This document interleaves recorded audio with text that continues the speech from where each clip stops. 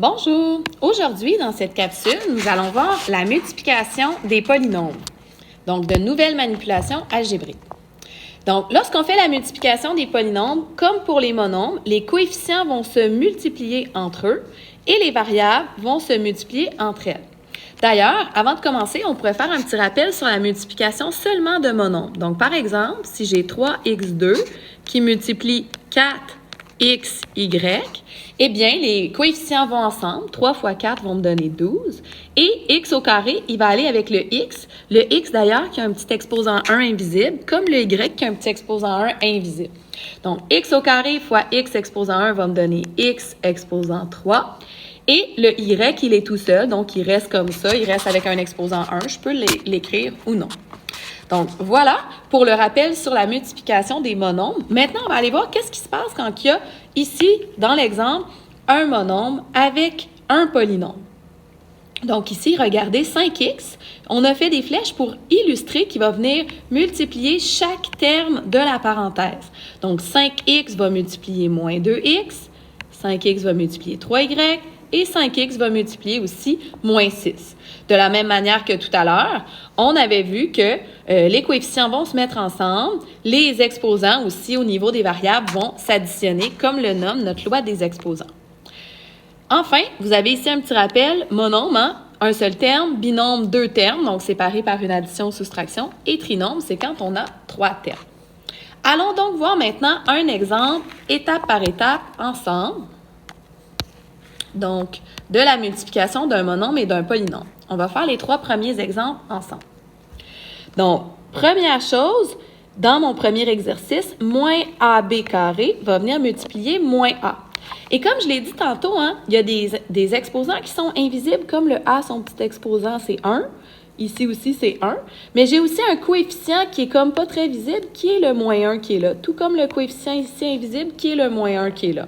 Donc, si ça vous aide de les écrire, ces éléments-là qui valent 1, qui sont invisibles, n'hésitez pas.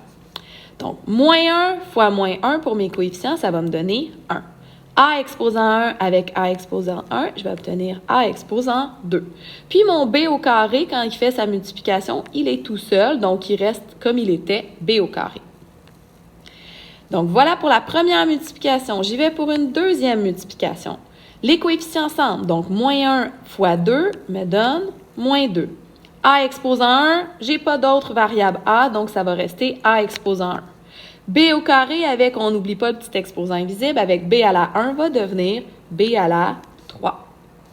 Et je termine avec la dernière multiplication, moins 1 A carré, AB carré, avec 6AB, donc moins 1 fois 6 va me donner moins 6 au niveau des coefficients. A exposant 1 avec un petit exposant 1 ici, ça donne A exposant 2 au total. Puis B exposant 2 avec B exposant 1, j'ai maintenant B exposant 3. Donc, c'est vraiment l'idée d'être systématique, d'y aller étape par étape. On met les coefficients ensemble et ensuite, au niveau des variables, on additionne les exposants. Voilà pour le premier exemple. On va aller avec un deuxième. 3x doit multiplier 9xy. Donc, 3 fois 9 me donne 27. X fois x, x au carré. Et notre variable y, il n'y en avait qu'une seule. Deuxième multiplication, 3x fois 2z. 3 fois 2, 6, qui est positif. X fois z, xz. Il n'y a pas de changement pour les variables. Dernière multiplication, 3 fois moins 1x, donc 3 fois moins 1, moins 3. X avec x exposant 7, je suis donc maintenant rendue à x exposant 8. Voilà pour notre deuxième exemple. On termine avec un exemple avec des fractions.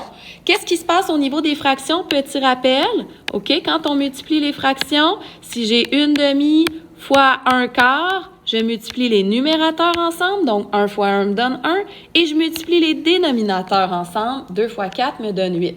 Donc, je vais utiliser la même stratégie ici, comme j'ai des coefficients avec des fractions. On y va avec le premier. 1 tiers K, qui va multiplier moins 2 kj. Moins 2, c'est comme la même chose que moins 2 sur 1. Fait que je commence avec mes coefficients. 1 fois moins 2, 3 fois 1 au dénominateur, 3. J'ai donc moins 2 tiers. Ensuite, mes variables, k est exposant 1, k est exposant 1, j'ai donc k exposant 2. Et le j, il est tout seul, il reste comme ça. Deuxième multiplication, car j'ai un binôme, j'aurai donc 2 termes. 1 tiers k va multiplier 3 septièmes kj à la 4. Donc, 1 fois 3 au niveau des numérateurs, ça fait 3. 3 fois 7, ça fait 21 au niveau des dénominateurs. K exposant 1 avec K exposant 1, j'ai K exposant 2. Et finalement, la variable J, c'est avec un exposant 4. Avant de terminer, je vais m'assurer que mes lettres vont être écrites généralement dans l'ordre alphabétique. C'était le cas dans mes exemples 1 et 2. Donc, je peux le réécrire ici. Moins 2 tiers J K au carré. Puis moins 2 tiers, la fraction était déjà réduite. Pour la prochaine, je vais aussi la réduire. Donc, 3 21e, je peux diviser numérateur et dénominateur par 3, ce qui va me donner 1 septième. Donc, 1 septième, J exposant 4, K exposant 2 pour les remettre en ordre alphabétique.